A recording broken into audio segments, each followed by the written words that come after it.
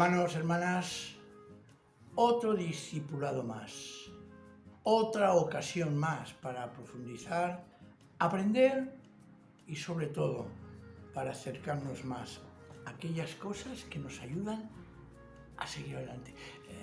Sinceramente, y no es la primera vez que lo digo, yo me gustaría, añoro, el poder estar juntos en la iglesia y no tener que hablar y exponer la palabra del Señor sin ese interlocutorio, sin ese hablar, sin ese incluso interrumpir. Pastor, esto, y yo opino esto de este pasaje, y yo opino esto del otro pasaje, y yo opino. Eso es extraordinariamente hermoso y añorado también. Pero vamos a seguir. Y estamos siguiendo en el Evangelio de Lucas. Estamos viendo el capítulo 1 y hemos visto el anuncio que se hace a Zacarías y, como no, indirectamente también, porque la mujer aquí tiene su protagonismo, a Elizabeth del nacimiento del que sería Juan el Bautizador, el Bautista. También vemos el anuncio del nacimiento de Jesús a través de una doncella comprometida con José, y es un anuncio hecho también por el mismo ángel Gabriel. Esto también hemos hablado del mensaje teológico de estos pasajes, de la implicación de lo que es, diríamos, una explicación de unas verdades reales y teológicas. Después de exponer estos dos anuncios del nacimiento, repito, de Juan y de Jesús, el evangelista Lucas necesita, porque la historia que se va a desarrollar y que se desarrolla después, así lo implicaremos un análisis más adelante de la relación entre Juan y Jesús y Juan. Necesita Lucas, repito, relacionarlos. Y lo hace a través de sus mamás, de sus madres. Elizabeth, madre de Juan, y Miriam, o María, madre de Jesús. Y ese es un primer encuentro, un primer contacto entre dos personajes que son centrales en la historia de la salvación. Y aparece un encuentro precioso, un encuentro, repito, de madres, pero sobre todo de hijos que son los protagonistas centrales de la historia.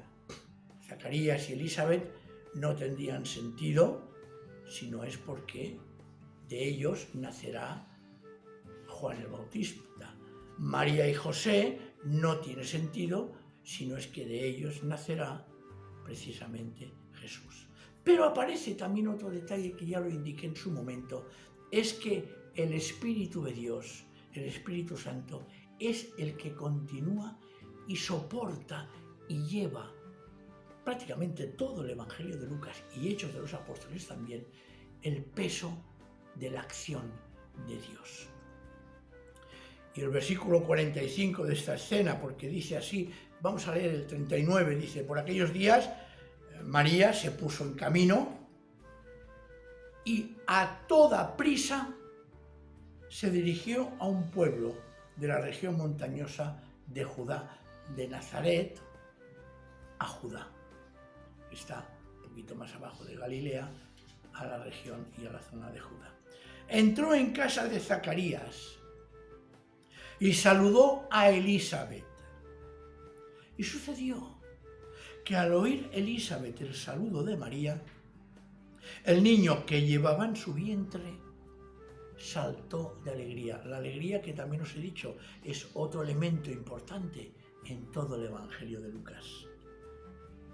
Elizabeth quedó llena de Espíritu Santo y clamó con gritos alborozados, es decir, de alegría, de entusiasmo: Dios te ha bendecido más que a ninguna otra mujer, y ha bendecido también al hijo que está en tu vientre. Pero, ¿cómo se me concede que la madre de mi Señor venga a visitarme? Porque apenas que oí tu saludo, el niño saltó de alegría en mi vientre. ¿Veis cómo hay una constante alegría? Feliz tú, porque has creído que el Señor cumplirá las promesas que te ha hecho. Hace poco hice una predicación sobre este tema. Pero este versículo es impresionante. Feliz, Macaria, tú, porque has creído que el Señor cumplirá todo lo que te ha hecho. Yo desearía hacer una aclaración que creo que a veces a nosotros nos puede resultar bastante interesante. Está en el versículo 43, que leemos lo siguiente: pero, dice Elizabeth, ¿cómo se me concede que la madre de mi Señor venga a visitarme? Yo creo que es importante hacer una aclaración. No es la primera vez que en otros círculos se me ha preguntado o se ha presentado la cuestión. Es un comentario oportuno. ¿Cómo es que Elizabeth dice que la madre de mi Señor viene a verme? Por eso quiero, y es oportuno aclarar, un tipo de redacción que se produce. Es el tipo que se puede llamar post-eventum, es decir, una narración que se hace después de haberse producido los acontecimientos. Es decir, lo que escribe Lucas lo escribe porque sabe toda la historia completa, del principio a final. No es una narración progresiva que no se sabe lo que se va a producir después. Lucas sabe que ese niño llegará un momento en que va a ser Señor. Todos sabemos, y en los escritos de los evangelios también, que Jesús es constituido por Dios Señor y Mesías, y según dice Hechos de los Apóstoles, después de haber pasado por la muerte y resurrección. En el libro de los Hechos, en el capítulo 2, el versículo 36, dice lo siguiente, y es interesante. Dice, por consiguiente, dice Pedro en un discurso que hace inmediatamente después de la venida del Espíritu Santo, dice, por consiguiente, sepa con seguridad todo Israel que Dios ha constituido Señor y Mesías a este mismo Jesús a quien vosotros habéis crucificado. Entonces, claro, ¿por qué llama Elizabeth a María la madre de mi Señor si Jesús todavía no había sido ensalzado en gloria? Lo vemos también en Romanos, que también lo estudiamos en el capítulo 1, en el versículo 4, que dice así, empezamos por el 3, la buena noticia acerca de su Hijo, descendiente en cuanto hombre de David, y la palabra traduce manifestado, pero hay una nota a pie de página preciosa, y que es la mayoría de las Biblias traducidas que así lo hacen, y constituido en virtud de su resurrección de entre los muertos como Hijo poderoso de Dios. Fijaos, es después de su muerte y su resurrección que Jesús de Nazaret es constituido Señor, Kyrios de todo. Incluso podemos ver en 8.3 también, que lo dice Romanos 8.3, hay otra afirmación, dice, es decir, lo que era imposible para la ley a causa de la debilidad humana, lo llevó Dios a cabo enviando a su Hijo, que compartió nuestra condición pecadora a fin de eliminar el pecado y dictó sentencia condenatoria contra el pecado a través de su naturaleza mortal. Y después de esa naturaleza mortal es elevado, como dice por ejemplo en Filipenses 2:9, que es un texto también muy claro, que lo dice la carta a los Filipenses, hace una narración, una exposición de lo que se llama un himno cristológico, pero que está hablando de la nueva creación en Cristo, pero que al final dice algo impresionante. Dice en el 9, dice, por eso Dios a Jesús lo exaltó sobremanera y le otorgó el más excelso de los nombres. Eso quiere decir que antes no lo tenía. Para que todos los seres en el cielo, en la tierra y en los abismos caigan de rodillas ante el nombre, ante la persona, ante la figura de Jesús, y todos proclamen que Jesucristo es Señor para gloria de Dios Padre. Esto es así. La predicación de Pedro después de Pentecostés está en esa línea. ¿Qué quiero decir con esto? Que muy difícilmente a Jesús se le puede llamar Señor si no es después de su resurrección y su exaltación al lugar preferente del Padre. Y entonces resulta que todas las veces que aparece en el Evangelio que a Jesús se le da el título de Señor, hemos de entenderlo desde una perspectiva, repito, post eventu, es decir, sabiendo lo que va a suceder después. Es decir, que se le contempla desde el conocimiento de su exaltación como Señor. A Jesús lo normalmente, se refleja también en las Escrituras, era llamado Rabí, maestro. O incluso María Magdalena dice Raboni, que quiere decir maestro mío, ¿no? O profeta, que también se le llama profeta. Mira, voy a ver si me expreso y lo explico en un ejemplo. Un ejemplo que creo que debemos o creo que podemos interiorizar y entender. Tú eres mamá o papá o abuelo, y tu hijo puede decir, mi mamá o mi papá nació en tal lugar o estudió en tal academia, en tal escuela o en tal universidad, o hizo esto o lo otro cuando era joven. Entendemos perfectamente lo que se dice. Lo que no se dice es que cuando nació en aquel lugar ya era mi papá o mi mamá. Ni cuando estudió, seguramente no sería ni mi papá ni mi mamá aún. Y eso es así. Es decir, Jesús cuando estaba en el seno de María no era Señor Kyrios, pero era Jesús. Y a Elizabeth, el evangelista Lucas, le pone en su boca algo que sucederá después. Por eso no es de extrañar que, por ejemplo, en Lucas, en el capítulo 7, en el versículo 13, Lucas 7:13, es uno de tantos ejemplos que hay.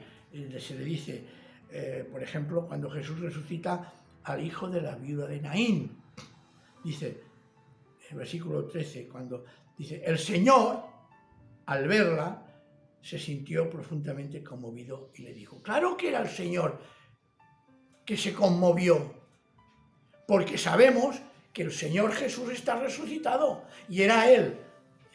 Por ejemplo, también en 9:54, Lucas 9:54, también lo encontramos, que dice lo siguiente, está aquí, 54, ¿dónde está? Sí, dice, al ver esto, los discípulos, que los samaritanos, cuando Jesús pasa hacia Jerusalén, pasa por la región de Samaria Y ahí sabéis vosotros, como dicen los evangelios, que los judíos y los samaritanos estaban a la greña, por motivos que algún día podemos hablar sobre si Dios estaba en un templo, en una ciudad de Samaria o en Jerusalén. Y dice el versículo 53, pero como Jesús se dirigía a Jerusalén, estoy hablando de Lucas 9, 53, los samaritanos se negaron a recibirlo. Al ver esto, los discípulos Santiago y Juan dijeron, Señor, ordénanos que descienda fuego del cielo y los destruya. Claro, ellos, el evangelista, pasa y transmite esa idea de que Jesús, claro, ya está resucitado. Por lo tanto, es el Señor el que dice esta cosa. Además, a esto yo espero que quede claro, sobre todo con el ejemplo. A veces se dice, y permitidme también otro ejemplo, el presidente del gobierno estudió ciencias políticas en tal universidad. Evidentemente, él como presidente del gobierno no estudió ciencias políticas, pero sí que esa persona que era y que será después presidente del gobierno, sí que lo estudió. ¿Me explico? Es como el otro día lo que hablábamos en una predicación, ¿no? de aquel niño, ¿no? que de alguna manera dice, papá, yo quiero ser de mayor músico. Bien. El papá, con el tiempo, cuando es anciano, dice, pues mi hijo, músico, estudió música desde tal año. No es así exactamente. Vamos a seguir, porque además hay otro detalle que deseo añadir, y yo creo que lo comprenderemos mucho mejor, es añadir a esta reflexión, que es muy interesante. Y repito, espero que esto quede claro. Las Escrituras, y con más razón los Evangelios, fueron escritos para ser leídos en voz alta. En las iglesias, en las congregaciones, no penséis ni pensemos que todo el mundo sabía leer como prácticamente todos nosotros hoy en día. No pensemos que todo el mundo tenía al acceso una copia de una carta de Pablo o de un evangelio. No, esto no podía ser porque primero no había suficiente material y si lo había era algo caro. Segundo, pocas personas sabían leer y también, evidentemente, muy pocas personas sabían escribir. Todo lo que sucede es que se leía en voz alta el texto del Evangelio. Pero había alguna persona que copiaba lo que el predicador exponía de la vida de Jesús. Claro, el que habla dice, el Señor Jesús le dijo a fulanito de tal. Fijaos, el Señor Jesús, hoy resucitado, le dijo en su momento a fulanito de tal. Por eso, el que escribe, copia o toma nota, puede decir, repito, perfectamente, el Señor dijo, o poner en palabras de alguien, habla con Jesús. Alguien que habla con Jesús que diga, Señor, cura a mi hija. Eso es tan cierto que lo podemos confirmar, por ejemplo, en Apocalipsis 1.3, cuando estudiamos Apocalipsis lo vimos, ¿os acordáis? Que el Apocalipsis no es un libro para ser leído. Prácticamente las Escrituras, y permitirme expresarme bien sin equivocar a nadie, las Escrituras están hechas para ser leídas en público, en voz alta. Y dice, por ejemplo, en el versículo 1.3 de Apocalipsis, dichoso quien lee y dichosos los que prestan atención a ese mensaje profético. ¿Por qué? Porque había alguien que leía y otros que escuchaban. No habían tantos textos bíblicos en aquel momento para que todo el mundo tuviera uno. Además, es interesante anotar que hasta la Edad Media, cuando empezó a aparecer la imprenta, libros impresos, la gente, cuando leía, siempre leía en voz alta. Escuchar. Y aquí, por ejemplo, y por eso también razón da la carta a los Romanos, en el capítulo 10, cuando dice algo que está clarísimo también y que hay que entenderlo. El capítulo 10, versículo del 13 en adelante, dice: por tanto, Romanos 10, 13, por tanto, todo el que invoque el nombre del Señor se salvará. Ahora bien, ¿cómo van a invocar a aquel en quien no creen? Claro. ¿Y cómo van a creer en él si no han oído su mensaje? Oído, no leído. ¿Y cómo van a oír su mensaje si nadie lo proclama? ¿Y cómo lo van a proclamar si no son enviados?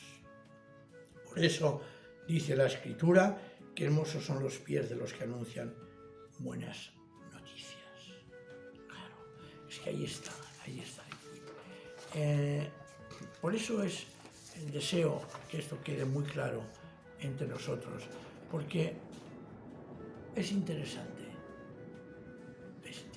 comprender el concepto llamado post-eventum, es decir, que se realiza después.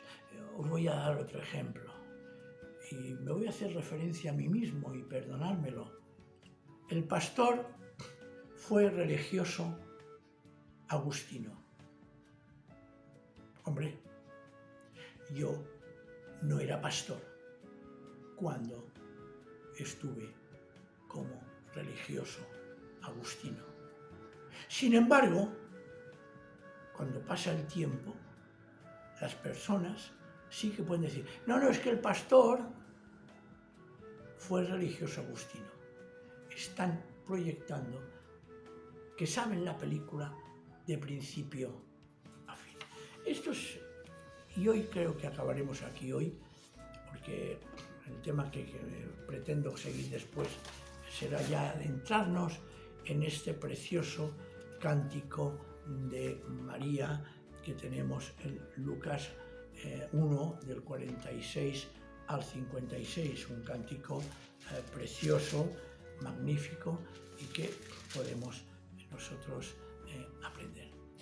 Con lo cual, yo pretendo hoy que aprendamos de la Escritura con corazón abierto, con sinceridad, sin miedo a aprender todas estas cosas que espero a nadie le puedan causar asombro. No puede ser eso. No debemos de asombrarnos, porque son formas de expresar que tiene el ser humano de las cosas del Señor. Así que, hermanos, hermanas, ya lo dejamos ahora este tema. Espero haber aclarado algunas cosas que podéis aplicar en nuestra vida y en nuestra lectura, y no asombrarnos y no malinterpretar lo que está diciendo. Cuando Elizabeth dice: ¿a qué viene? Qué maravilloso es que la madre de mi Señor está diciendo una gran verdad, porque se está refiriendo a Jesús ya resucitado. No se está refiriendo a que Jesús es Señor en el vientre de su madre Miriam. Quiera el Señor, y si alguno quiere alguna pregunta, alguna duda, porque hoy es un tema que es interesante y que puede surgir algunas dudas, pues ya lo sabéis, estoy a vuestra disposición. Que el Señor nos bendiga y nos siga guiando en estos caminos. Amén.